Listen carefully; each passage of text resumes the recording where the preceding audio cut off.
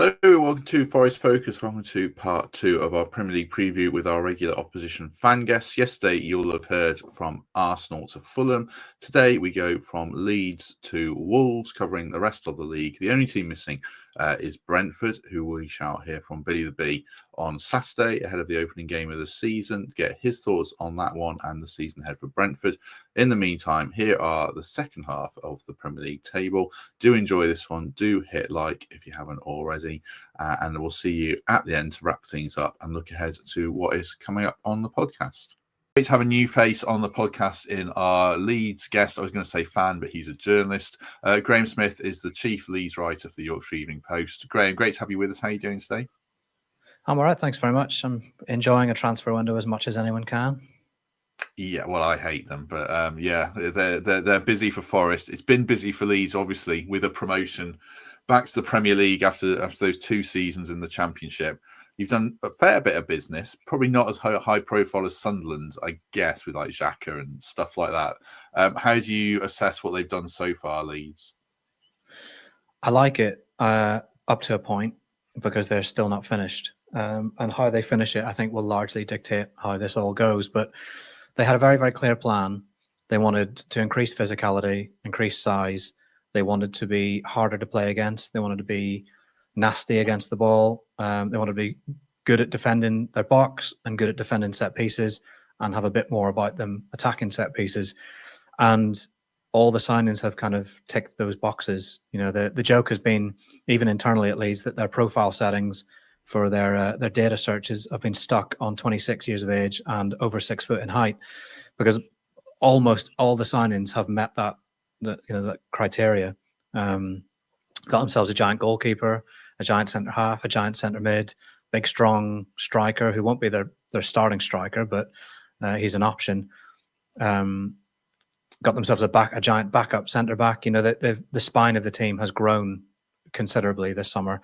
And I like what they've done. Like some of the players they brought in, I think are smart acquisitions, but it's the unknown, the question marks of what they've still to get that I think are giving a little bit of panic as we head towards the last 25 days of the window. So as we sit here now, just over a shade over a week before the season starts, what are the holes in the squad that you're looking at then? Striker, left wing, 10, and a fullback. They have an untested, unproven Swiss international fullback called Isaac Schmidt, who is expected to go to Werder Bremen on loan. Leeds will only let that happen if they get one in. I think they want to get one in anyway, so they can get him out, because I just don't think the manager's having him at all for the Premier League. So that would complete their options at fullback.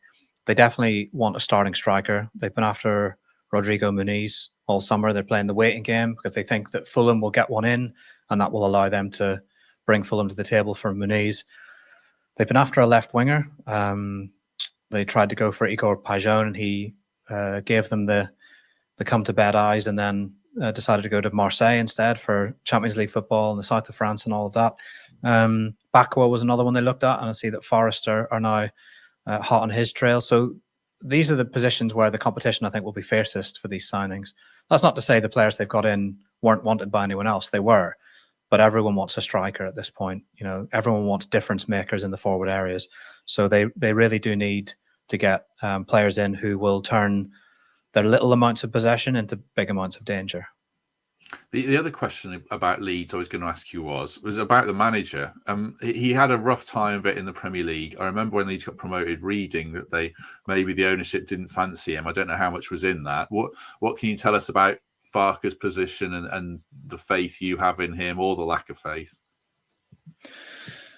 When they first brought him in, we asked the Premier League question because we knew that the project was to return Leeds to the top flight. So we asked what it meant that they were bringing in Farke. Was he just a specialist to get them out the league? They said that they didn't feel Norwich had backed him with a Premier League squad, and that he hadn't had a fair stack of cards, to play with. And they felt that they were better resourced and better able to give him that kind of backing. Towards the end of last season, the Daily Mail ran a piece saying that they were considering binning him off. Leeds refused to comment on it because their view was, we'll not be forced into saying something by tabloid talk. And then once the Premier League was achieved and once the title was won, they then said Daniel Farke is our man for next season. You can read into that a number of things, but ultimately they stuck with him, and it doesn't feel to me like they got down the line with any other kind of managerial targets or were close to getting someone else in. Maybe they had a look. You would expect clubs to have a look and think, because you're looking at every position on the field and thinking, is this player good enough? You know, is our centre back good enough? Do we need to upgrade our keeper? Why wouldn't you do the same with manager? But however they thought about it and however deeply they thought about it, they stuck with Farke. And he's got a question mark, like everyone else has got a question mark over them when they're not proven in the Premier League. He feels like he's got it in him. He's going to need to be a lot more flexible tactically, I think. But we've seen that in pre-season. He's been playing with more of a 4-3-3 than the 4-2-3-1 he was very wedded to in the Championship. And he's recognised, you know, he's given voice to that he knows they're going to have less of the ball. They're not going to dominate possession against a number of sides in the Premier League in the way they did in the Championship. So he's got to be a bit more fluid. They've got to be a bit more direct. And the recruitment suggests that everyone understands that. So we'll see how it goes. When we look at the season ahead, then obviously you'll be well aware that promoted teams last 2 years have been absolutely horrific. It feels like these ones might be better. What are you expecting from Leeds realistically this season? I think they have a slightly better chance than last season's relegated, newly promoted teams because of the scale of the recruitment they're doing. When I looked at last season, I saw teams that didn't really lay a glove on the opposition off the ball. You know, they weren't nasty enough. I think Russell Martin even said it, didn't he, when he went on Monday Night Football? Southampton should have been nastier without the ball. I think Leeds will. I think they'll do a little bit of a better job of that. Oh, they could do. You know, they have the potential to. I think they'll defend their box quite well. They've looked quite competitive in their games against Manchester United and Villarreal. Still got AC Milan to go this weekend. But I honestly think how they'll do will be dictated by the quality that they bring in, or the lack of quality in their final work of the window, you know, in the striker and the left winger and the 10. If they get players who can actually get the ball, turn on a sixpence and crack it into the net from 30 yards, then they've got a chance of digging out results and grinding out results. But I just think it's going to be a very difficult season. I think that 16th or 17th would be an absolute triumph. So the last question I'm asking all the fans is, and maybe you might have a different slant because you're not a fan and maybe you're more of a neutral arbiter, but I suppose you can answer this with either the state of the current squad or if they get the business done. But where will Leeds finish? At present, I think they would be relegated. If they get quality, then I think 17th. Lovely. I haven't spoken to all the promoted fans, but I think they'll probably say 17th because no one's going to predict their team to get relegated. Apart from Jordan Blackwell, who actually is a Leicester fan, but he covers Leicester. I remember speaking to him last season. He said Leicester finished 20th, and he wasn't entirely wrong. So, yeah, lovely to have Graham with us. Who's next in the alphabet in the Premier League? Liverpool, yeah. We'll hear from Josh, the Liverpool fan, next. Josh Williams, our resident Liverpool fan. Great to speak to you today, mate. How are you? Good, mate, yeah. I've had a busy day. And I'm kind of rounding it off with this. So thanks for getting me on. No, appreciate it. We'll catch up with Josh through the season, obviously, but get his thoughts on the summer and what might be to come. Start with the summer. Liverpool are a club like no other for so many reasons this summer. Obviously, overshadowing everything is what happened with Diogo Jota, which I'm sure will cast a shadow over the club for quite a while. And then the transfer business, they've done a lot. They might do more as we record this. There's no Isak signing, but it might happen. How do you put into words this is difficult, so it's only going to be a 5-minute chat. How do you put into words the summer for Liverpool? Yeah, it's been hectic, yeah, to say the least. To be honest, I anticipated a lot of it. I thought Liverpool would do a lot of business this summer. Obviously, very little got very little happened last year. Federico Chiesa arrives for about £10 million, €10 million, I think it might have been. Barely even plays. And Arne Slot goes and wins the league. Richard Hughes comes in as sporting director and basically spends 12 months by the looks of things just getting his feet under the table, getting his ducks in a row sort of thing. And it gave Liverpool the opportunity to really attack this window. And we're seeing that. So Van Dijk stays, Salah stays. Trent leaves, Trent's replacement comes in immediately in Jeremy Frimpong. Different kind of player, but just as dangerous, really, in a different sort of way. And lots of second strings and third strings in the squad that could fetch decent fees. I think we're seeing that at the moment. And it's kind of been a little bit of a case so far of Liverpool almost trimming the fat a little bit around the squad and investing in legitimate starters. And Florian Wirtz comes in as a starter. Kirkes comes in as a starter. Ekatike at the moment is a starter. Isak would obviously be a starter. And Frimpong, I'm weighing that up with Conor Bradley at the moment. So I think that kind of level footing a little bit, but he's certainly starter quality. So it's interesting seeing what Liverpool are doing this summer, and it's long overdue as well. I've seen a lot of supporters from rival clubs having a bit of a problem with it, but I think they're overlooking how disciplined Liverpool have been for a good few years now. Like the last significant signing, the last proper signing really that Liverpool made was Ryan Gravenberch, and that's like 2 years ago. And in that time, a lot of the clubs around us, the likes of Chelsea and Man City as well, have spent millions and millions and millions, and Liverpool have won the league in the process. So this war chest that Liverpool have been saving, it has been a case of saving it, and this is now kind of like money in the bank, cashing the checks through a lot of discipline, and it's paying dividends really in the market so far. So when we look at the season ahead, I guess you look at it on paper, Arsenal signed Gyökeres, which is supposed to be the missing piece of the jigsaw. City will obviously be better. Chelsea have signed a lot of players, but Liverpool feel like they're definitely in the driving seat still to me. So what are you hoping for? Not just the Premier League, but obviously European competition, domestic cups. What are you hoping for realistically? I think as it stands, Liverpool should be regarded as favourites for the Premier League. Liverpool, I can't really see any overwhelming reason as to why Liverpool shouldn't be able to retain the Premier League, unless a few freak injuries hit the squad. But based on last season, there's not a lot of difference really, apart from you've added Florian Wirtz to the mix. Probably got a bit more depth in midfield, albeit a bit less depth as it stands in the attacking areas. And the Champions League, Liverpool got knocked out last term by the eventual winners. And at the time, I think PSG were a little bit on the radar when they played Liverpool. And I think gradually they established themselves as the best team in the world, in my opinion. So aside from PSG, I can't see. I think Liverpool should be regarded as up there amongst the favourites for the Champions League as well. I think the Carabao and it's a bit weird when it comes to Liverpool at the moment, because we're signing all these players. Lots of talk in the markets about Liverpool just going on a bit of a mad one, but depth-wise, we only really have two centre halves at the moment. We've got Konate and we've got Virgil. Konate is prone to picking up injuries. Kwanzaa's been sold and Joe Gomez is injured again. So definitely need the centre back.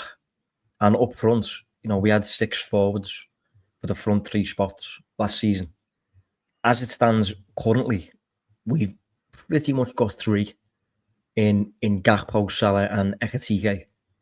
And the backups there, Chiesa, probably going to get sold. Nunes in the process of getting sold. Diaz has just gone to Bayern. Obviously, you mentioned Diogo Jota before. Rio is getting viewed as an option, but he's ultimately not even 17 yet. And Frimpong is getting viewed as a left field option, but he's ultimately a right back or a wing back. So there's some slight concerns there when it comes to depth to compete across every front, all 4 of them. But when Liverpool's best team is on the pitch, there's honestly not a lot on the continent that can contribute, that can compete against Liverpool for me. It's just how often we can make that happen.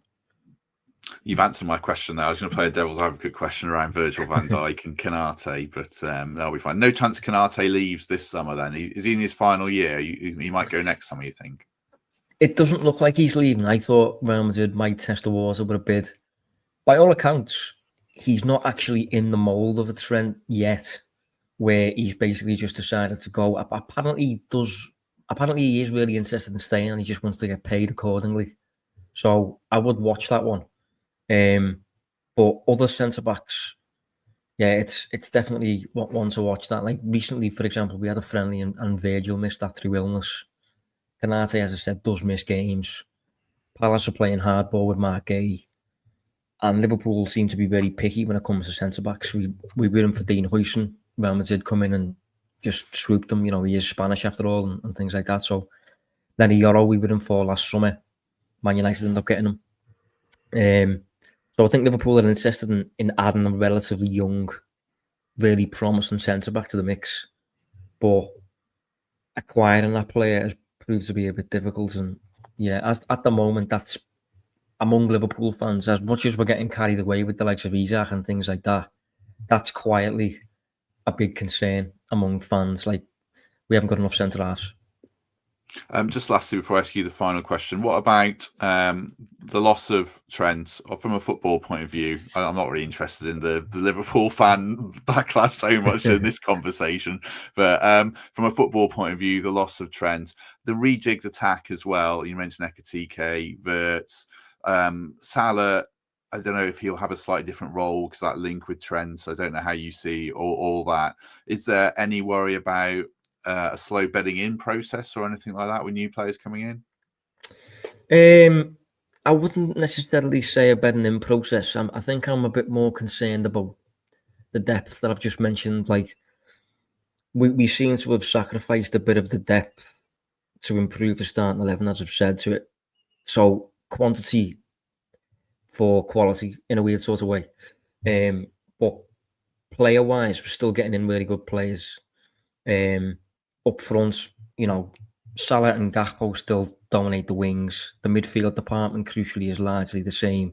You've added Wirtz to the mix, who doesn't need, you know, what absolutely amazing player. I can't wait for the rest of the league to see. I'm assuming a lot of Premier League fans won't have watched much Bundesliga football, but he is an absolute joy to watch. He's just a natural, gifted footballer who just does a lot of it on instinct. So he'll be a perfect fit. Ekitike, I was quite impressed with the other day against Athletic Bilbao. He looked pretty comfortable coming to feet. There was a moment where he picks up the ball in the wide area, runs direct at his man, little step over, gets to the byline, and then sets up Salah for a goal. And Salah converts. So Ekitike is a little bit of like Isaac a few years ago in a weird sort of way. I think the big shift in a tactical sense maybe does probably come at fullback.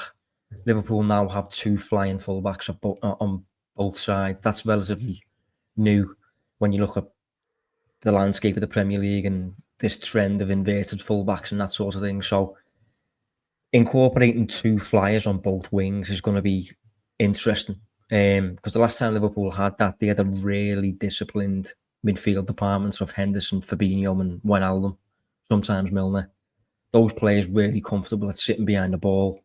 Trent and Robertson could just go, and, you know, Henderson and co would just kind of hoover up every ball every 5 minutes, and it just worked really harmoniously. I think now you have Frimpong flying, you have Kerkez flying, and in the middle, you know, Gravenberch, McAllister, Szoboszlai, Wirtz, those are all really expressive players. So you're toying with the prospect of suddenly everyone's ahead of the ball, or suddenly, you know, we're taking too many risks, and as a result, we get done going the other way.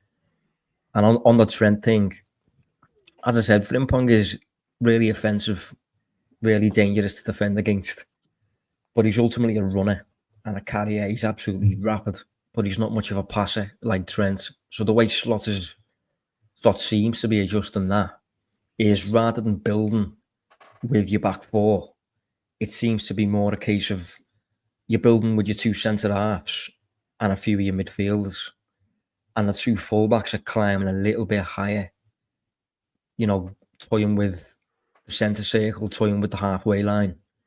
And it's almost a case now of, when they do get the ball, their job is basically to carry. They're basically, I keep describing them as vehicles. They're like vehicles for Liverpool at the moment now. Whereas Trent was a bit more of a quarterback. Frimpong is a bit more of a vehicle. So when the ball gets to Frimpong, he will basically be the bridge between each half. So the Liverpool's defensive half and Liverpool's attacking half. The idea is, once Frimpong gets the ball, just go. And there's a bit more emphasis then on McAllister dropping deeper and Gravenberch forming a bit of a situational back three with Virgil and Ibrahima Konate. So lots of change in there, but it's change that's intentional and it's being managed. And Slot has history of doing this at Feyenoord. You know, they lost the best player every single year, really, and he coped just fine. So ultimately, it's a really interesting time. I don't think Liverpool are like maybe as favourites as everyone's suggesting at the moment, but because there's a lot of bedding in, as you say, there's a lot of tactical shifts, there's depth issues in there, but there's a lot to be excited about, and I think you do well to find a Liverpool fan who's pessimistic at the moment. Last question, same one I'm asking all the fans. Where will Liverpool finish in the Premier League?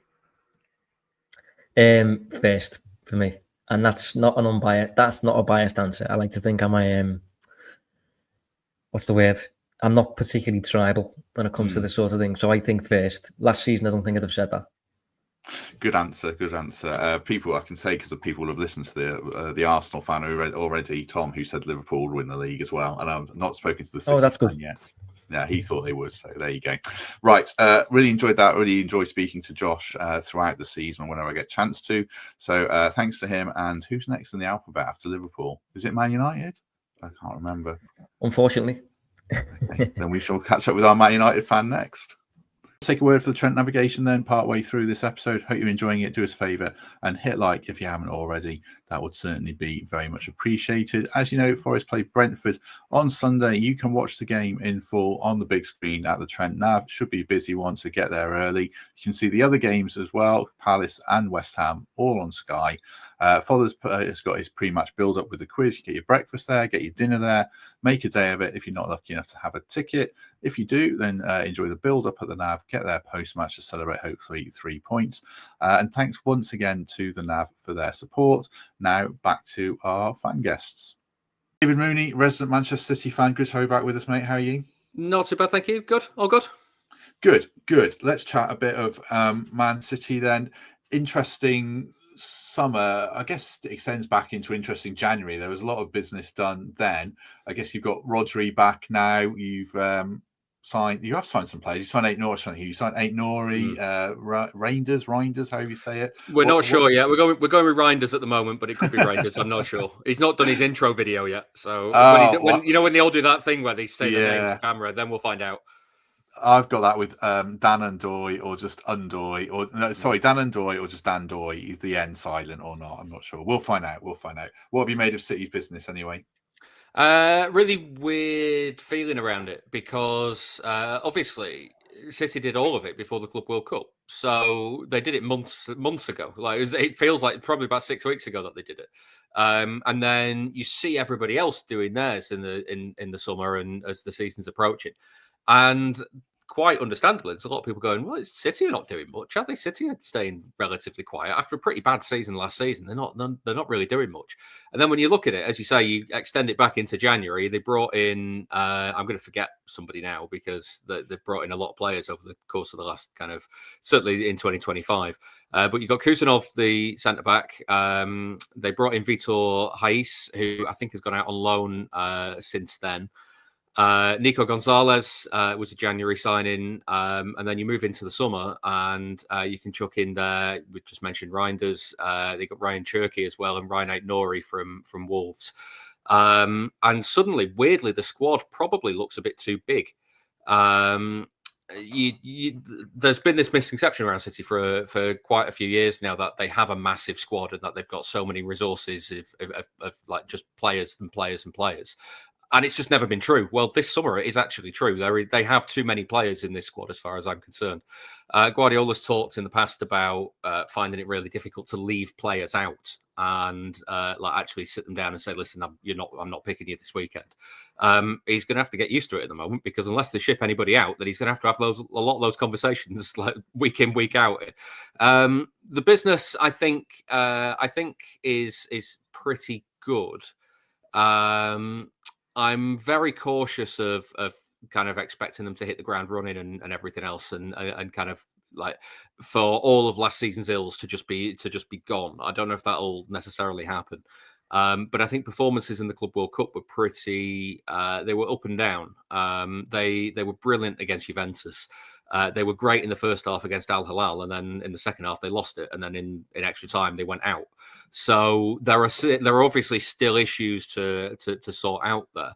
But I don't know. I guess having the players in early, having them get a full break over the summer after having gone out early, and then get them back in, like working together when Guardiola's had a chance to kind of figure out what he's going to do with them all.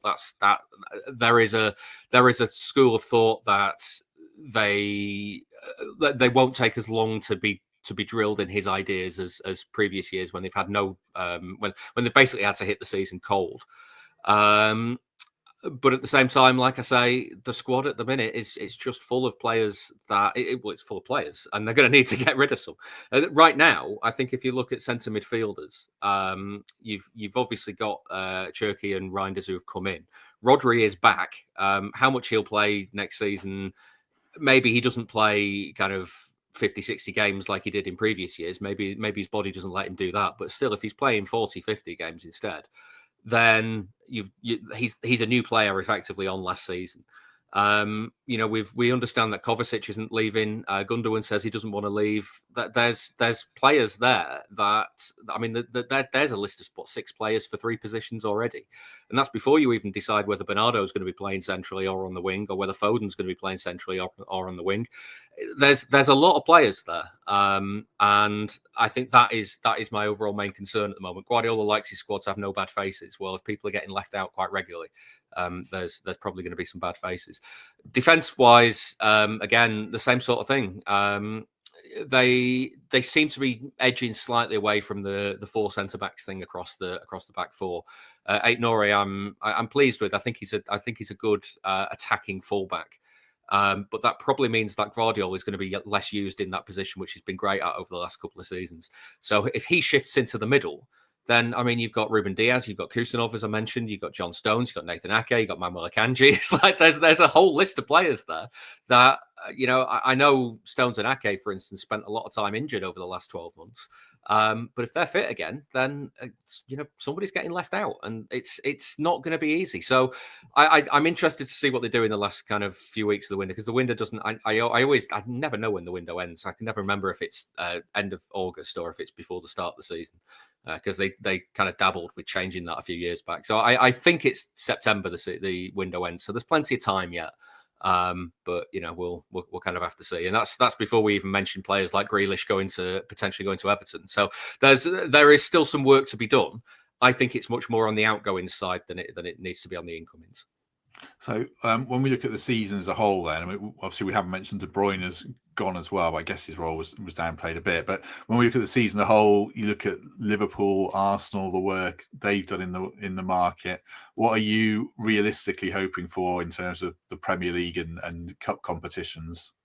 I think City have got to be challenging again. That's it. I think the disappointment last season isn't that they didn't win anything. It's that they didn't really challenge. They challenged in the FA Cup. And actually, weirdly, I thought they played really well in the final, but football happened. Sometimes you play really well and you lose. It happens.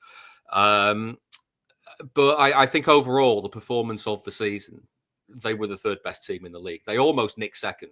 They might have nicked second place in the table, but they were the 3rd best over the course of the season. You could actually make a case that Arsenal's higher points of the season were probably higher than Liverpool's points of the season, but Liverpool were far more consistent, and that's what delivers the title.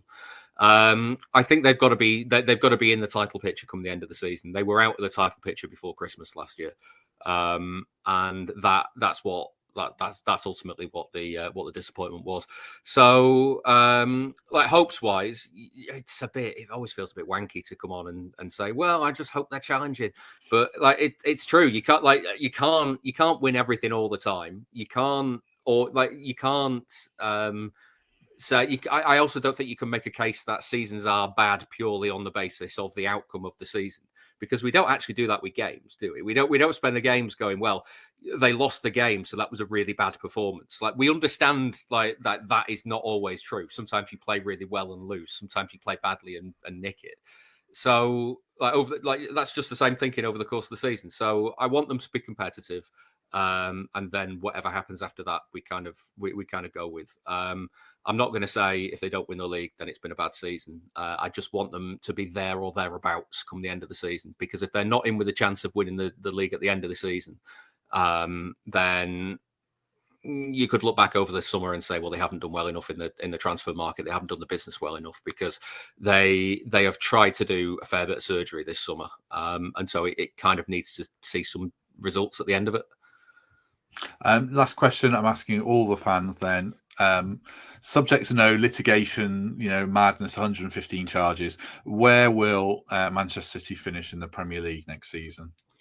I mean, this is the point of the season, isn't it? Where everybody thinks they're about to have the best season of their lives. Like literally I don't imagine anybody's coming on saying, I think we'll really underperform this year. So, I mean, stick your neck on the line. I think City can win the title next season. I think they certainly have the ability to get back to where they were. I think Liverpool have really strengthened. I think they'll take some beating. I think Arsenal strengthened as well. I think they will finish in the top three, because I think those are your top three. I think they're clear of everybody else. But I can honestly see, it wouldn't surprise me the order in which they finish this season. I'll stick my neck on the line and say that I think City can win the title, and I think they have a real shout at getting it back. I think there are certainly things that would have to fall in their favour for that to happen. But it's a hard, 9 months over the course of the season, 9-10 months. City have been there, done it, and Guardiola's been there, done it. I wouldn't put it past the Madball SOB to have come up with something genius over the course of the summer and like, oh, that's how he's moving this centre back into midfield this year, and that's how he's going to control games. So yeah, if pushed, I'll say first, but it wouldn't surprise me if they were third again. Lovely. Yeah, if you ask my wife, football lasts 12 months a year. That's how she seems to feel about it. We did for City this year. I had to make a declaration that I wasn't doing podcasts through the Club World Cup because I was knackered. We shall leave it there. We'll catch up with David a couple of times through the season, obviously. And if we play them, hopefully in the final of the FA Cup next season, not the semi-final, we'll catch up with David again for that. But thanks very much to him. And next up will be Manchester United. Right, great to welcome a new face to the podcast, our new Man United fan guest in Praz, who you might be familiar with from the FBL Wire, but here to talk about United as a fan in that context today. Praz, good to have you with us. How are you? Lovely to be here. I'm very well, thank you. How are you, man? Good. As we record this, we're just saying before we start recording, busy day. Forest in the Europa League, James McAtee hopefully signing, transfers aplenty hopefully for Forest after an interesting summer. But we're here to talk about Man United, talking transfers. Busy summer for them, interesting transfers. Cunha and Bremo, Šeško, a couple of others as well, no doubt. What have you made of the business done so far, Praz? I mean, very happy with the business done so far. You couldn't have made a better 3 transfers up front, because that's where the most of the problems lied. Replacing an Anthony, a Rashford, and a Højlund for a Cunha, Mbeumo, and Sesko is absolutely incredible. So far above and beyond what any Manchester United fan thought Man United could get. But then with new signings, there is a little bit of time to gel and, how do they interact? Because Cunha was a talisman at Wolves, Mbeumo was a talisman at Brentford. Sesko has been, his goal scoring record is still TBD. So still question marks, but I think in terms of what they could do, they've completely nailed it in terms of the top 3. The other question around United that still exists, I think, is like in midfield. I guess Fernandes is going to play deeper. Casemiro looks like he's, past his best by some margin, and Mainu didn't have a great season. Are you worried that big problem in the central midfield still exists, or do you think they've solved it now? No, it does still exist, and this is why Manchester United have been in for Baliba more recently, or Wharton as an aspirational target as well. Now, I don't think either of those happen because they're expensive, and it's not infinite money that they can spend in this transfer window. So, if assuming nobody else comes in, then obviously Ugarte and Casemiro will play, not together, but one of those two will play. And I think because there's no Europe, I think they can get away with it. Will they concede and be open a little bit on the counter? Yes, it's possible. Will Bruno have to do a little bit more defensive work this season? Yes, that is also possible. But between Bruno and Mainu, that's the partner for either Casemiro or Ugarte, I think it's okay. You do have 3 central defenders as well, right? That's the benefit of 5 at the back. Like, one of the defenders should be stepping up and helping out as well. I think it's okay. But what's your frame of reference? Are we saying okay in context of a top 4 team? No, I think there is a midfielder needed there. But if in the context of a top 8 team, I think, is that central midfield going to hold? I think it should. Just before we get on to season expectations, and I'll ask you one on the manager. He's so rigid in his tactics that it feels like United have really backed him with the players that he wanted, and it seems like he's got. Are you sold on him? Do you like the noises he made without getting the results, or you have big question marks against Amorim? Well, so there's a couple of things here. Number one, the players that have been bought aren't really necessarily 5 at the back players, right? So if you think about, have we spent on wing backs? Yeah, Dorgu was pretty cheap. Then we haven't really spent on another wing back. So the players that have been bought, they can easily adapt to a 4-3-3. I mean, you can see another manager coming in and playing Cunha off the left, Mbeumo off the right in the front 3, Sesko, Bruno playing the 10. So these players that have been brought in, it's not because of a 5 at the back system. It's just that they're good players. Now, in terms of Amorim, I think one of the things that a lot of the Sporting fans and even Benfica fans have said, that he does a lot of his work in preseason. He does a lot of his, leadership skills, getting the team together, people wanting to put their bodies on the line. We won't see that. And so we'll only see the proof of the pudding on the pitch if there are results. And Man United don't have the easiest of starts. But of course, as a fan, I believe in him. I think, he hasn't got the time yet. He did have half or over half a season, but this is his first preseason. So we have to give him at least another 6 months to see how this thing develops. But I do think the club is being smart. Like I said, the players haven't only been brought in for an Amorim system. It can play a 4-3-3 as well. So when we look at the season ahead, as you say, tricky fixtures early doors, but no Europe is a benefit, certainly. So what are you hoping for this season? A top 5 would be amazing. But realistically, I'm thinking a top 7 is what we should be aiming for. Look, I mean, if you go down the list, I think it's very hard to break the top 3. Liverpool, Man City, and Arsenal have really invested in the teams, and they're only going from strength to strength. So to get in that is hard. Chelsea are improving, so that's a top 4 for me. That's hard to break into unless one of those does really badly. So then you're saying, can you be 5th? Newcastle haven't really improved. If anything, if they end up losing Isak, then that's a team that you can think you can overtake.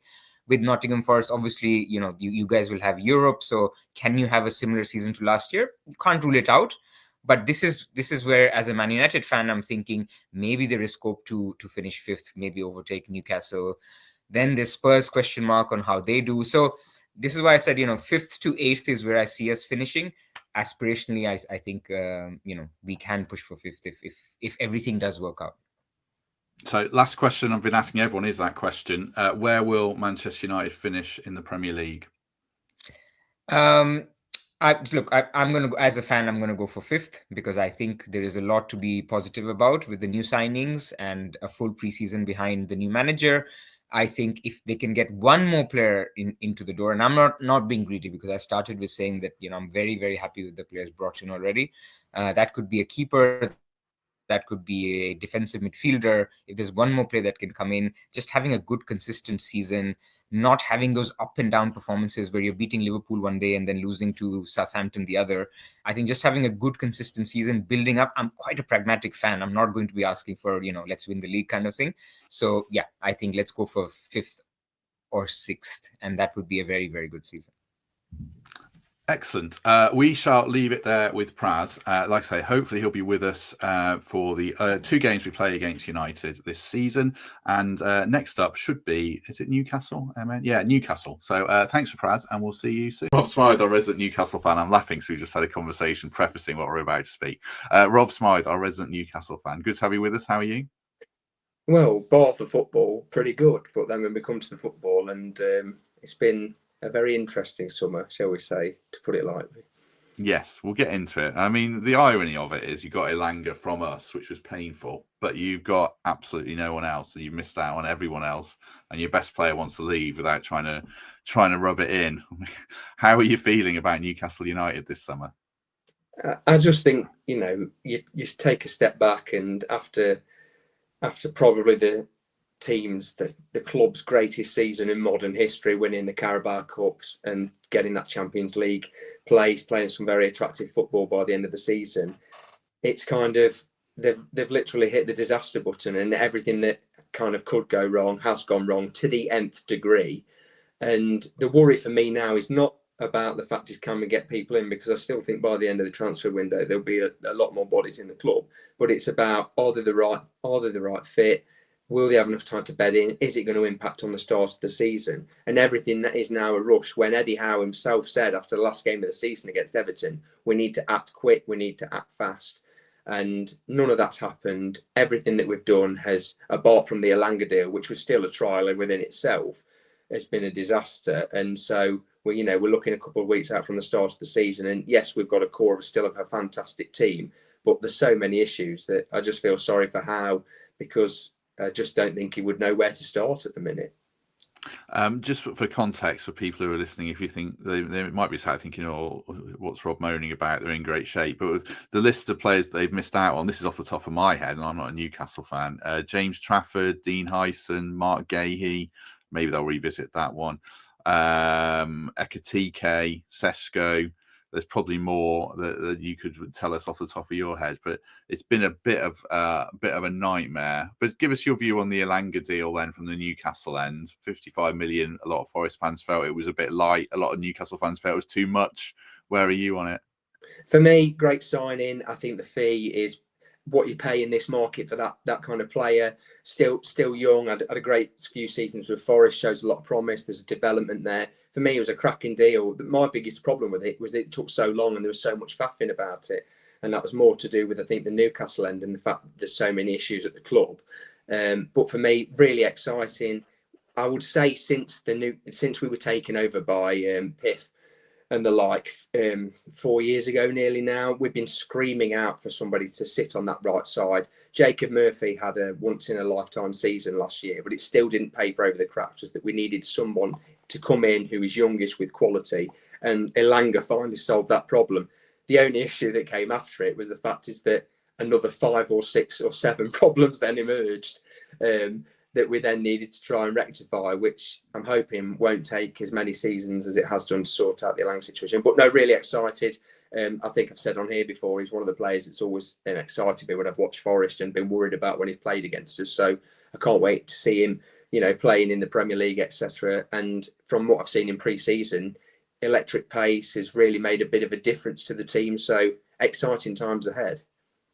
Recording this for context just over a week before the start of the season, so I'll ask Rob about Isak, and I might have to edit this question out if he miraculously signs a new contract, which I don't think he will, because he hasn't done what Morgan Gibbs-White did and got his head down. He's gone off and trained with sausages out without telling anyone, which I would be royally pissed off about. How are you feeling about the Isak situation? The thing that annoys me the most about it is that I think if any Newcastle down was deep down realistic, they knew this day was going to come. I just think it's come probably 12 months before everyone suspected it would. Everyone thought after the season we had last year, the season he had, that it was almost kind of like this was that last season where they'd have a good tint at the Champions League, maybe try and do something else. And then everyone would say, thanks very much, Alexander. You've been great for us. We've been great for you. Good luck in the future. But then this happened, and then not just that it's happened, but when he did and the way he's gone about it. So even by the looks of it now, because we've missed out on 25 strikers to replace him, even if he were to stay now, it's like the plaster's already been torn off the wound, and it's going to leave a bitter taste in everybody's mouth. We know he doesn't want to be there. Everyone's going to be a bit reticent towards him because of his behaviour. So it's going to be a marriage of convenience till probably next year, where his value will probably be a bit less because there's only a couple of years left on his contract and he'll go to one of the big clubs. I still get a little bit of a feeling that he might go before this window, because There was a team event at the club held by Eddie Howe for staff and players. He wasn't invited to that and was instead made to trade on his own. So you would think that with less than a week away, there's a lot of bridge building to do, and maybe it's irreparable. We don't know. It all depends on what happens in the transfer window, but it's the start of what we thought was going to be a bit of a longer goodbye. It could be quite a short one, but if not, I think if we were sitting here this time next year having this conversation, it would have been a case of goodbye, Alexander. He's now signed for a new club, whether it be Liverpool, whether it be Barcelona, whether it be Real Madrid, because even if he is unhappy or gets reintegrated into the team, he'll probably still score goals because he's just a natural finisher. I just think the sheen has just gone off for everybody, and that's the shame about it, because let's be frank, we were sat in February, March time when we were in the Carabao Cup final. He scored the goal that eventually meant that we won that cup, and so he was, the statue was already being bronzed in effect, and now he won't be held in the same kind of, the reverence of the likes of Shearer, Ferdinand, etc., which is such a shame, because if he'd have done this properly, he could have been, and it would have been not a lot of difference, because fans would have probably just gone, yeah, no problem. Thanks very much, Alexander. See you later. It's just the silly nature of it. So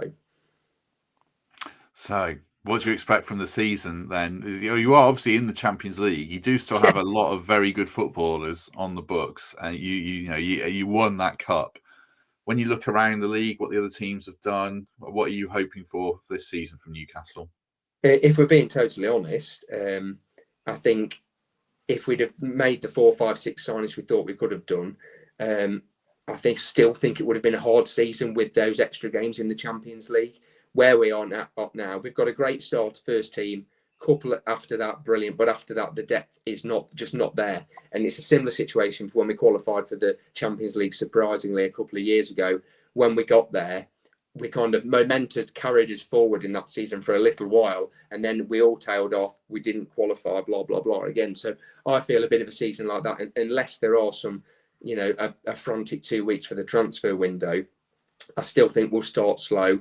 And I think, unfortunately, this conversation and the prediction would be better after that September the 1st, because then if we're in the same situation now where we've got a disgruntled Isak and we're not brought in many more players, I would have thought pushing for top 8, pushing for a run in the cup, and Champions League's a bit of a throw of the dice, because with this new format, it probably helps rather than hinders us. So, I'm looking forward to the football coming back, and the foot on the face of it, the starting level is great, and Howe is a miracle worker for what he does with that club, but he needs help. They need to get some of the off the pitch stuff sorted. So a bit kind of up in the air is the best way I can say it. And the other worry for me is that the teams that weren't very good last year, the likes of Manchester United, love them or hate them, is that they have strengthened. You look at their top, what it's going to look like their front three, which is going to be Mbeumo, Cunha, most possibly now Sesko.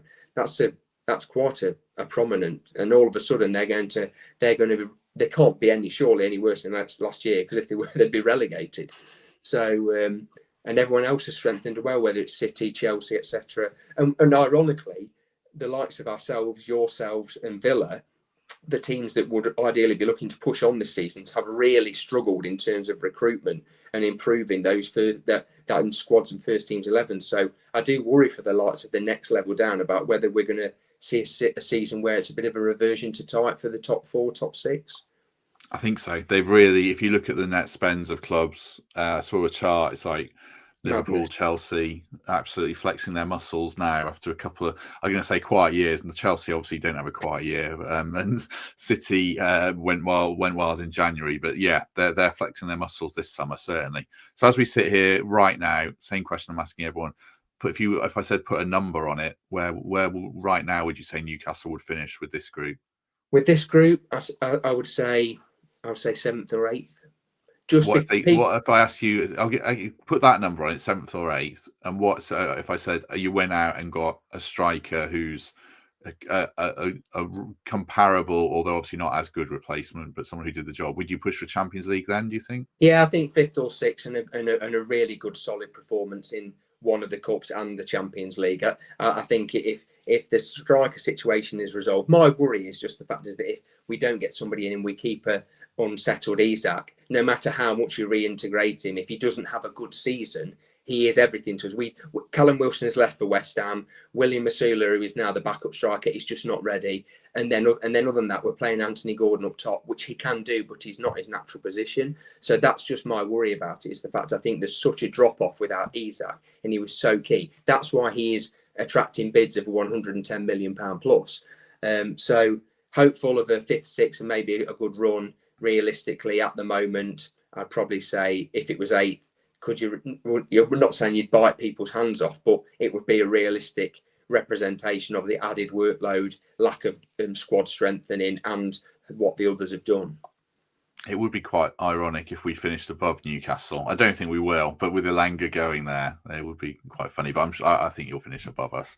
Right, we shall leave it there. Rob will be back a couple of times throughout the season as normal, of course. Not sure when we play Newcastle. In fact, if you're listening to this, I said I'm not sure when we play any team, apart from probably Brentford, and I forgot Sunderland, and we play them after about 4 games. So, yeah, that's how it's going.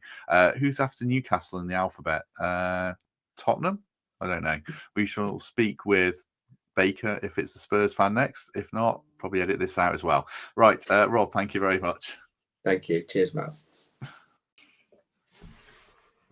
Great to welcome a new face to the podcast, a new opposition fan in Gav from the Roker Report. Gav, how are you today?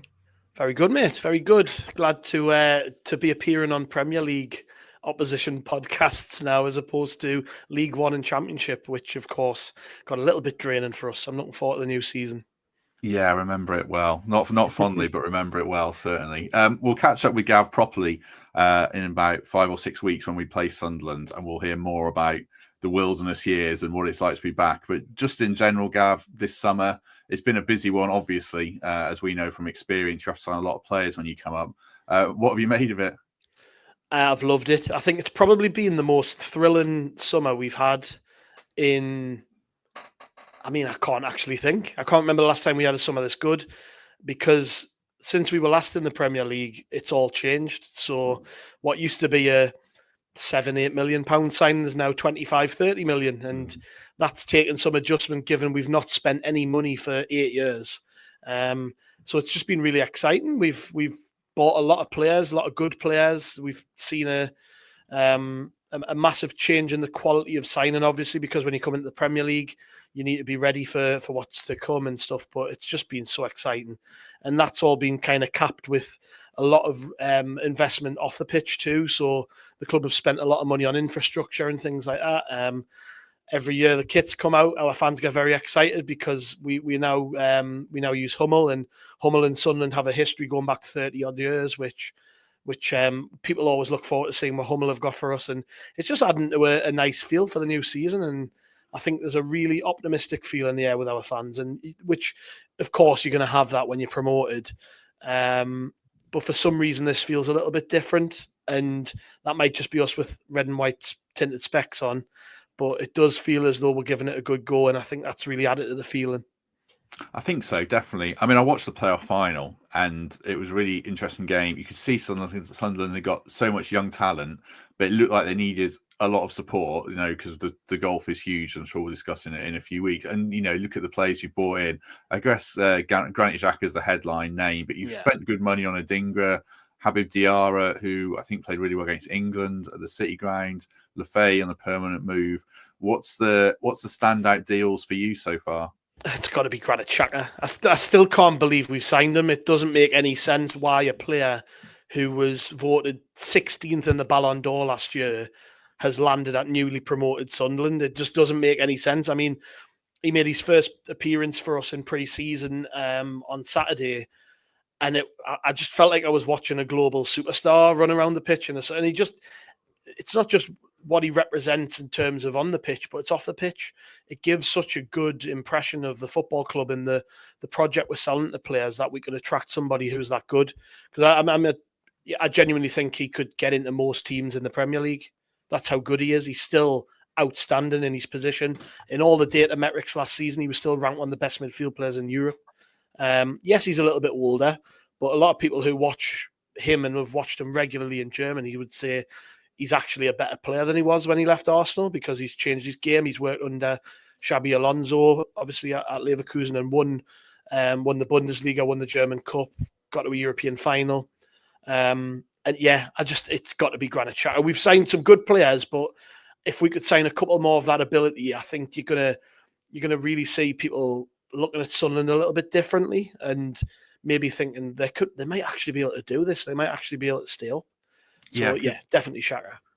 When you look at I suppose on one hand, you've got all the exciting business, all the wave of optimism that the fans will carry over, which I do think is a factor, versus how bad promoted teams have been in the last 2 years and how teams that win the playoffs have to play so much catch up. What are you expecting realistically from Sunderland this year? Expecting or hoping? I mean, expecting is the two things, isn't it? Yeah. Genuinely, I think we've probably reflected on what the other promoted teams have failed to do and thought, we're not going to do that. Like you look at Ipswich, they just signed a championship elect. You know, it was almost as though they were saying, well, if we go down, we've got a good enough team to compete next year. Southampton and Leicester didn't actually seem to try to stay in the Premier League. Their business didn't reflect a club that was trying to stay in the Premier League. And then the year before, obviously, the teams that went down just weren't particularly good. I think we've went out and we've thought, let's aim for a higher caliber of player. Let's try and sign players who have got tremendous upsides, and maybe down the line we can improve them and sell them on for a lot of money. But at the same time, the club develops at the rate that you would want them to. So for me, I think it's obviously the goal is staying up, but you've got to hope that there are 3 worse teams than you. We're looking at the other 2 promoted teams and hoping they would be below us in the table. And I think, to be honest, at the minute, I think we've had a better summer than both. Certainly Burnley. I mean, Burnley just haven't done anything particularly inspired, and then Leeds have had a decent summer, but having played them twice last season, I think we could better them potentially this season. And then on top of that, you're looking at Brentford, you're looking at Wolves maybe having an off season, and then maybe Sunderland could sneak something. So hopeful that we can stay up, expecting to compete. I think the business we've done is at least showing that we will give this a go. We'll go up and we'll try. We'll Sunderland aren't just going to make up the numbers, which I think is all you can ask for as a fan. As long as the football club have tried the best, then if come the end of the season and the worst's happened and we've gone down, we'd say, well, at least we tried. At least we spent money. At least we brought in players who can actually compete in the Premier League. So we'll see. We'll see what happens. But I think given we finished 4th in the Championship and we won the playoffs, it's a big ask. But I do think we've got the talent to be able to at least compete. So the last question I'm asking every fan, and obviously yours is one of the more interesting ones to ask this question: where will Sunderland finish in the Premier League then? 17th.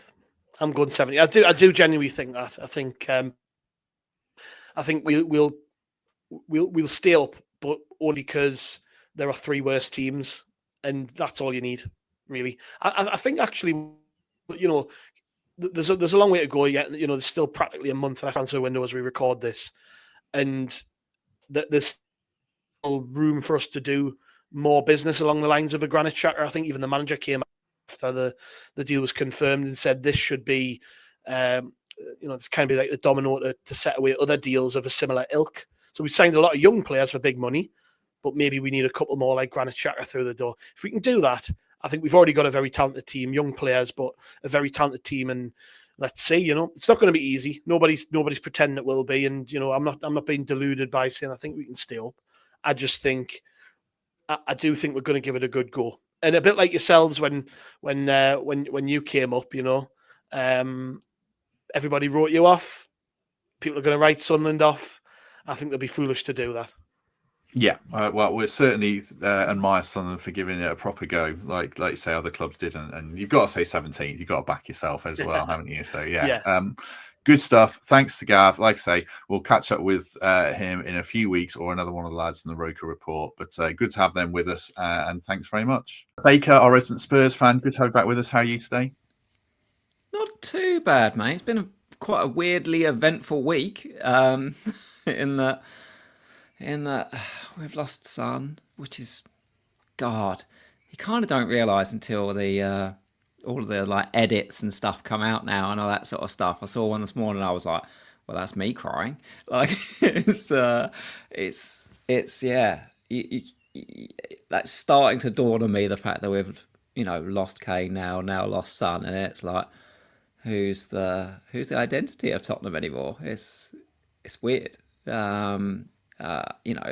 I think a lot of us expected to lose Romero over the summer as well. And if he'd have gone and now Maddison out, it'd have been like, oh, there are all of our captain and vice captains and all that sort of stuff. So it's a big old change. No Ange, obviously. Captain gone. Yeah, weird. Yeah, I mean, Son's such a good player. He's been such a good player. He seems like such a nice guy. So he'll be a big miss from the Premier League. I mean, you talked about who's going to be the leader type player or the flag bearer. It's not going to be Morgan Gibbs-White. So I'll have to ask you about that from the Spurs point of view. How do you reflect on it? Who are you annoyed at about it? And obviously the Maddison injury really adds to the annoyance. I guess you have to buy number 10 now, don't you? We do have to buy number 10, and it won't be Morgan Gibbs-White. That's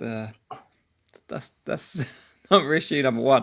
I mean, I don't know how much you hear about how it went down versus like how the only thing that I've kind of heard was that we made the first phone call to you guys and said we're interested in Morgan Gibbs-White, and you said no, we're not interested in selling him because we just sold Elanga. And then it was like less than an hour by the time we then called back with an offer.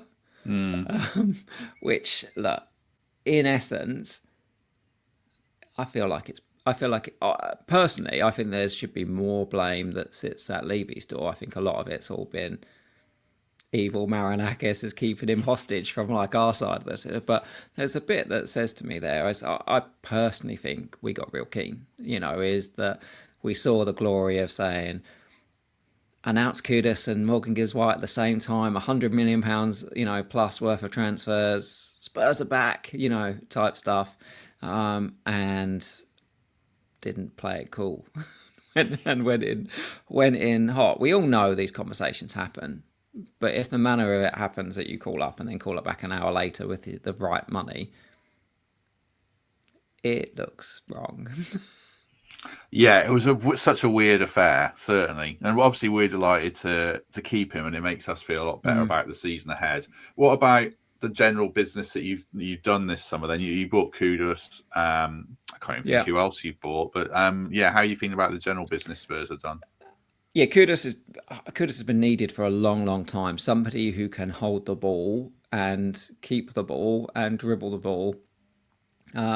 Is something that Spurs just have not had. Is all of our wingers have been more like inside forward type guys. Last season a lot of it we played Brennan one side, Son the other. They're not people that you give the ball and you want them getting in behind. You don't necessarily want them to be the outlet that enables your team to sort of transition forward.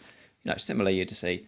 If you think about like Hudson-Odoi, for example, of a guy, you give him the ball and he will carry, to an extent, is you can allow him to go one-on-one. We've not had a dribbler in our team for a really long time. So we needed that. We definitely needed it, incredibly under Ange, and he didn't ever get given that guy. So he's probably pretty annoyed about it, the fact that we now have somebody. And you can see in pre-season already that makes a huge difference, not just from an attacking perspective, but from a defensive perspective of suddenly having the ability to turn the ball over and run 30, 40 yards. That's definitely a big positive for us. We've signed Paulinho, the old Fulham guy.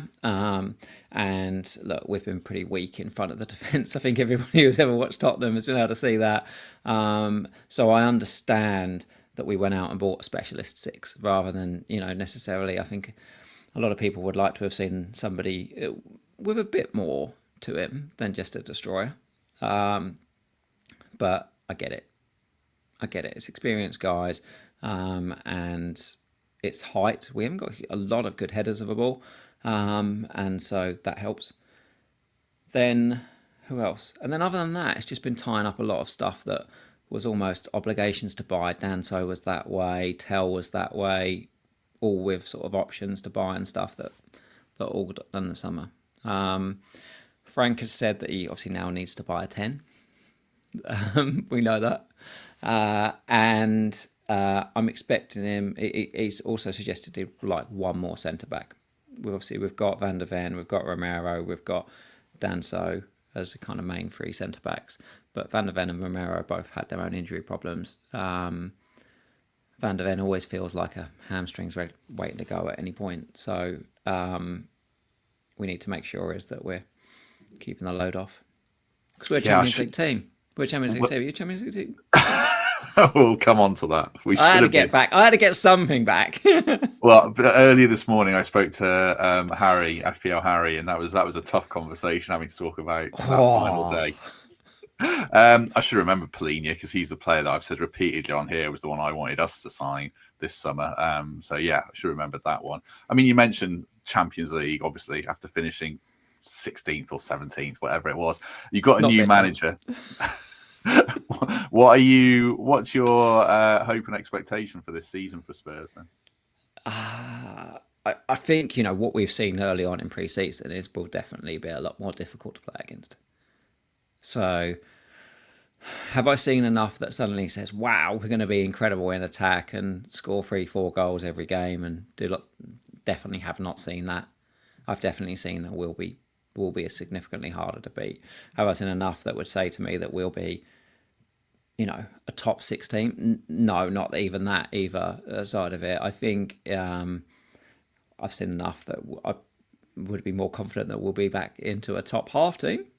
And I think it'll be, I think certainly if we were top 8, that would be progress considering where we were and what he's needed to do. And just the simple, like I say, Maddison and Son is a significant amount of the goals that we have scored over the last 2 seasons or set up. So working through that transition, if we have a top half season, I'd probably take it right now. Yeah, I mean, the last question I ask, and as we sit here right now, just for people who are listening, this will probably come out on the Thursday before the season. So there is a bit of time. So Spurs might have signed a 10 or someone by then. But as we sit here right now, where will Spurs finish in the Premier League? I'm going to say 8th. Pretty good. I think that's I like that. I think maybe they'll finish a bit higher. I don't know. Yeah, we shall see. I could have this conversation. A lot of good teams, isn't there? Like everyone's spending money. There's a lot of good teams that I was you think Chelsea, Liverpool, Man City, and Arsenal. Like they're going to be all going to say that they're going to want to be top 4, and I can get it. I think after you go past those 4, there's a lot of us. Yeah, I think so. Looking to fight. There's a bracket of teams, aren't there? Certainly. Right, we shall leave it there with Baker, and for now, we shall move on to the next fan. Mark Harlaw of the West Ham Way. Good to have you back on, mate. How are you staying? Very well, mate. Very well. I'm having a nice summer so far. How about yourself? You've been good? Yeah, very busy. We were saying before we recorded, it's pretty relentless with transfers at this time, which is great. I mean, with West Ham as well, you've made some interesting moves. I really like that the left back Diouf. I was kind of hoping we'd go in for him. Callum Wilson, you might have an opinion on him. West Ham fans don't seem happy, but what have you made of the transfer business in general? It's a different shift in terms of what we tend to do. This is a different window for us. We seem to be targeting Callum Wilson aside, and possibly Kyle Walker-Peters. They're the sort of 2 that slightly don't fall into this bracket. But Kyle Walker-Peters, I think, is a smart signing.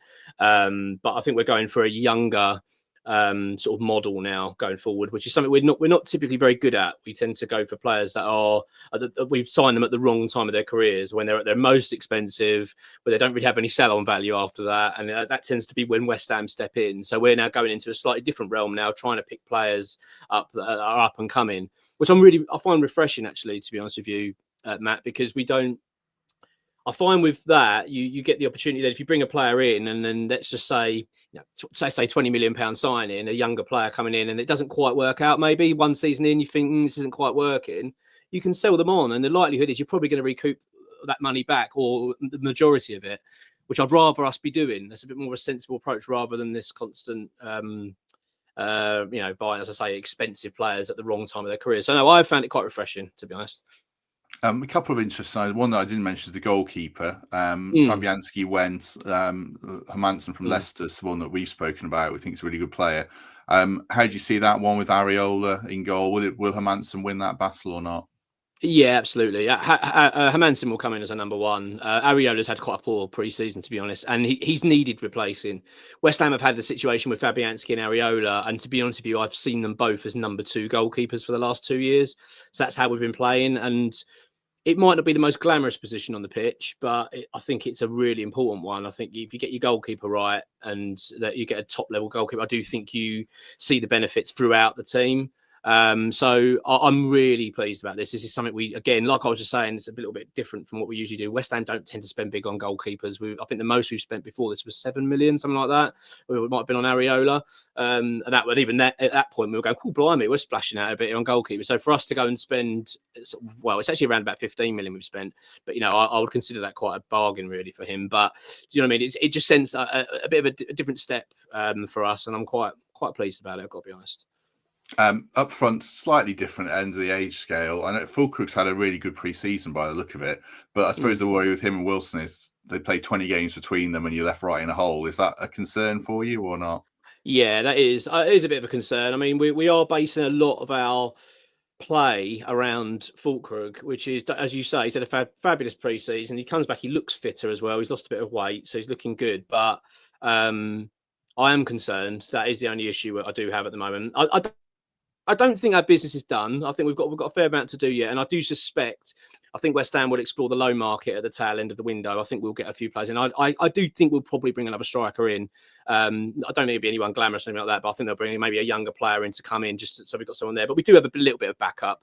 But the fact is, we're relying so heavily on Fulcrook, as you said, his injury records aren't great, and then you've got Callum Wilson, which is. I really want him to prove me wrong, Matt. I really do. But that is most definitely a signing that was driven by our ownership and not the manager, I'm afraid. Looking at kind of season hopes, expectations, then when you take into account what you've done, what other teams have done, Potter's had a pre-season, what are you hoping for? I've got a slight feeling we're going to do better than most expect us to do. And when I say most, I'm probably looking more towards West Ham fans. And that I think there's a real doom and gloom feeling around the club. Has been lingering for quite a while. And there's a fear of that this is going to be a really tough season for us. I actually think we're going to be all right. My prediction is I think the highest we'll finish is 8th. I think that's probably the highest we could probably get to this season. But the lowest, I imagine it'd be between 8th and 12th, West Ham, mid-table, which, to be honest with you, Matt, I'd be really happy to take. The last season was very, very tough. So a season where we could just avoid being around the bottom, around mid-table, picking up a few decent results, upsetting a few of the big boys, hopefully have a decent cup run, and I'd take that this season. But obviously, if we can have a better season, I'd really love to try and nab a Conference League spot if we can in 8th. I don't see us being a top 6 sort of challenge inside this season. I don't think we'll be near that bracket, unfortunately, at the moment. But you never know. I've said this before, and then we've ended up having great seasons. You know how it goes. It's like Forest last season. I don't think many would have predicted the season you'd have had. Do you know what I mean? True. Last question. I've asked everyone the same last question. Can you put a number on it then? Where will West Ham finish? I'm going to say 10th. I'm going to say 10th. I'm going to say just grab top half, which I think would be, as I say, I don't think it'd be a bad season for us after what we've been through last year. So I will take that. Well, I said in our pre-season predictions, Forest will finish 10th. So if one of us finishes 10th and one finishes 9th, that's probably pretty satisfactory. That's it then. It's battle for 9th then. It's on, mate. It's on. We'll do our regular updates. See how we get on. I like it. Mark was the last fan I spoke to time-wise, but there's one more to go in Wolves. So check that out, and then we'll wrap things up at the end of the podcast. Ryan Lester, our resident Wolves fan of the Wolves Report. Good to have you back. How are you today, mate? I'm good, thank you. Looking forward to the new season. As always, thank you for having me on. Good to have you on. Ryan will be with us throughout the season, like all our other fans. So, yeah, great to catch up with him today. Wolves, then. Interesting summer. Ostensibly, it feels like you've sold your 2 best players. You might disagree with me, I don't know. What have you made of it? What have you made of the players that they've brought in so far? Yeah, there's a lot of Wolves fans that are quite worried at the moment. As you mentioned, Matheus Cunha, Ryan Ait-Nouri, 2 high-quality footballers. Cunha capable of winning games by himself, scored some magnificent goals. Didn't leave in the best of circumstances with behaviour. Didn't behave particularly well, in my opinion, in January. I would say say the club would be pleased that he's gone because he was more of a nuisance. Fantastic footballer, but in terms of like his behaviour, in terms of his talent, of course everyone's going to miss his talent. Ryan Aït-Nouri, what a player! Didn't really sort of kick up a fuss. Went to Man City for me, what I think was a ridiculously low fee in terms of his talent, left-footed, his age. So yeah, I'm not particularly happy with that bit of business in terms of the money, except that he's going to go because a guy of that talent was always eventually going to leave. Got just under 100 million for the pair. In the modern market and some of the money that's been bandied around, I don't think that's enough. But I'm not the chairman of Wolves and I don't make the decisions. But if the money's reinvested well, I think, I'll say this in most transfers, Matt, it's only a good deal if you reinvest the money well. You could get £200 million for somebody. If you don't reinvest it well, it's a bad deal. It only becomes a good deal when you reinvest the money. What about the players that have come in? Is it John Arias? I can't remember, the winger that you brought in. Is that right? Yeah, excited about him. John Arias, Colombian international. He played at the Club World Cup. Something I didn't really have much interest in, if I'm honest, but because of the lack of football in my life, it sort of slowly but surely sucked me in, and then I started realising I was enjoying football again. But I saw a few glimpses of him. I didn't for one second think Wolves would ever have a chance of getting a player like that. I think he made the team of the tournament in the end. Quite surprised no other European teams, probably in stronger situations, the Wolves have gone for him. I guess the fact he's 27, 28 this year put a few people off. He made his debut in the week in a friendly on about 15 minutes, pushed two men out the way, smashed one past the keeper, determined. I really like the look of him. So not quite a like for Matheus Cunha, but he'll wear the number 10 shirt and hopefully bring in a bit more of that South American flair to our team.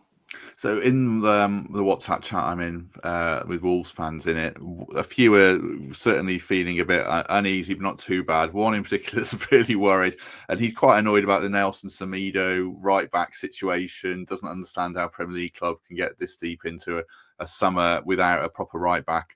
Have you got a proper left-back as well? Is that Bueno? I don't know what's shaping up there. Yeah, Hugo Bueno will probably be one that will be loaned or sold again. We've bought someone in from Holland as a Norwegian international with his surname is Wolf. Yeah, miserable recruitment for scouting, that is. Yeah. It's absolutely exceptional. It's been a long time since John de Wolf scored a hat-trick for Port Vale back in the Championship or Division 1 back then. That was a fantastic. So hopefully this Wolf is as good.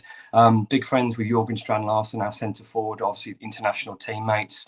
Big engine up and down, delivers in the final third. I think he'll be a really good fit.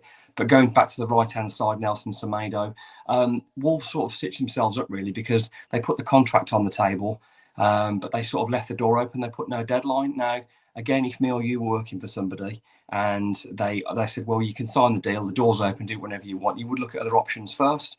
Nelson obviously did that and then decided. So I think the fans were so annoyed that he left it for so long, but I think deep down everybody knew that he wasn't going to sign in, and he moved out of his house in Wolverhampton quite early doors. So that pretty much, the writing was on the wall for that. I think the new manager, if he'd have had long enough there, he'd have kept Nelson. I like Nelson. He's someone that's grown towards his transfer fee. I wish him the best of luck in his next move. But the right back situation, we don't actually, for me, have a first team right back. We currently have Kiani Hoover that's had a loan in France last year. Actually did quite well. Previously to that, he was on loan at Stoke. A great athlete, but for me, as it stands, I haven't seen enough football wise in terms of delivering the final third, which if you're playing wing backs is absolutely key. So when we look at season hopes and expectations, if you look at the team, there are still good players in there. Like Andre seemed to come on well. João Gomez, Strand Larsen had an under the radar really strong season, I thought.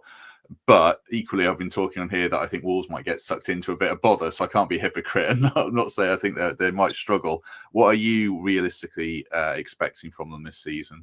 I mean, considering we've only really signed two players, new players, and we've made Jørgen Strand Larsen a permanent one. If you kept, other than probably the right back area, if you kept all of those players fit and there was guarantees, no suspension or injuries, I think Wolves would be reasonably comfortable. But football doesn't work like that. There are injuries, there's suspensions, there's a drop in form. So as it stands, I think Wolves would just about be okay. But just about okay in your 8th season in the Premier League isn't enough. We're going to need more players, more reinforcements. I wouldn't want to be going against Man City with Hoover as our right back. So as it stands, we would definitely be amongst it. The bookies don't lie; they have us as 4th favourite to drop, along with sort of, I think Brentford are around there as well. And I'd certainly agree with what they're saying at the moment. I think there's a decent 10 out there at the moment, maybe a decent 9, 10 of those players, but we need to sign quite a few more.